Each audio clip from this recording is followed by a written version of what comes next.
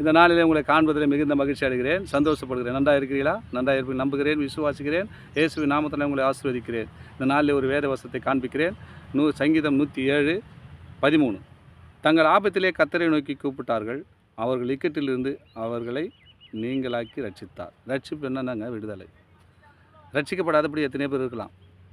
வசனத்தை கேட்டிருப்பீங்க, வீடியோ பார்க்குறீங்க, ஆனால் என்ன பண்ணோம், ஒன்றும் ஆண்டவருக்குள்ளே ரட்சிப்பு அடையாத இருக்கலாம். என் அன்பு சகோதரன் உங்களை பார்த்து ஆண்டவர் பேசுகிறார். தங்கள் ஆபத்திலே கர்த்தரை நோக்கி கூப்பிட்டு பாருங்கள். இவ்வளோ நாள் எப்படி ஒரு வீடியோ பார்த்துருப்பீங்க, வசனத்தை கேட்டிருப்பீங்க, ஆனால் ஆபத்து வரும்போது இதெல்லாம் நடக்கலைன்னு நினைக்காதீங்க. நீங்கள் இயேசுவை நோக்கி கூப்பிடுங்க. ஆபத்து வரும்போது இவ்வளோ நாள் எப்படி வந்திருப்பீங்க, ஆபத்து இருக்கலாம், அவங்களை சூழ்ந்து கொண்டிருக்கலாம். அப்போது இயேசுவை நோக்கி கூப்பிடுங்கள். அவர்கள் இக்கட்டிலிருந்து அவர்களை நீங்களாக்கி அவர் ரட்சித்தாராம். உடனடி ரட்சிப்பாருங்க, சந்தேகமே கிடையாது. நீங்கள் கூப்பிட்டு பாருங்கள், அதிலிருந்து உங்களை ரட்சிக்கார், விடுதலை கொடுப்பார், ரட்சிப்பார். ரட்சிப்பு என்றால் விடுதலை. என்ன காரியத்துக்காக நீங்கள் சிக்கி கொண்டுக்கிறீங்க, எந்த காரியத்தில் நீங்கள் மீள முடியாது இருக்கிறீங்களோ அந்த காரியத்தை கர்த்தர் விடுவிக்க போகிறோம். அதனால தான் யாருக்கும் இந்த வார்த்தை பேசுகிறார். இந்த வீடியோ பார்க்குற உங்கள் குடும்பத்தில், உங்கள் வாழ்க்கையில், உங்கள் வேலை ஸ்தலத்தில் எந்த பிரச்சனையும் எப்படியா இருந்தாலும் சரி, அவர் உங்களுக்காக தான் பேசுகிறார். தங்கள் ஆபத்திலே கர்த்தரை நோக்கி கூப்பிட்டார்கள்.